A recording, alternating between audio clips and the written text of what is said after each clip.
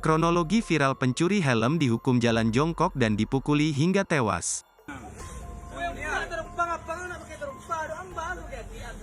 Viral video dua terduga pencuri helm di Kota Padang, Sumatera Barat, pelaku disuruh jalan jongkok sembari dipukuli dan disiksa.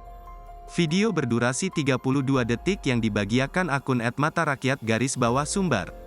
Terlihat kedua terduga pelaku disuruh jalan jongkok dan dipukul dengan kayu kecil. Kedua terduga pelaku hanya bisa pasrah mengikuti apa yang disuruh. Peristiwa berawal saat kedua pria mendatangi sebuah kafe di Kecamatan Pau, Kota Padang, Rabu, tanggal 6 Maret tahun 2024 malam. Dedi menjelaskan, peristiwa berawal dari dua orang terduga pelaku maling JH dan FA mendatangi kafe tersebut pada Rabu, tanggal 6 Maret tahun 2024 malam.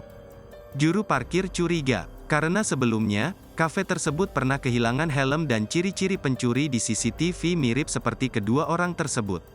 Berbekal kecurigaan tersebut, juru parkir langsung mendatanginya. Kemudian keduanya diminta masuk ke dalam kafe untuk ditanyai manajer kafe. Di saat itulah datang massa dan mengetahui kejadian itu langsung mengeroyok korban, kata Dedi.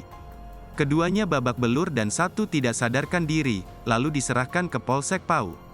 Keduanya kemudian dibawa ke RS Bayangkara Padang untuk mendapatkan pertolongan medis. Di RS Bayangkara, akhirnya JH dinyatakan meninggal dunia, tutur Dedi. Dedi menyebutkan, pihaknya menyayangkan sikap main hakim warga terhadap terduga maling. Kalau ada bukti mereka maling harusnya diserahkan ke polisi. Jangan main hakim sendiri, sebab menghilangkan nyawa orang lain adalah tindak pidana, beber Dedi. Menurut Dedi, saat ini pihaknya sedang mendalami dugaan tindak pidana pengeroyokan yang menyebabkan tewasnya terduga pelaku maling itu. Download Tribun X sekarang, menghadirkan lokal menjadi Indonesia.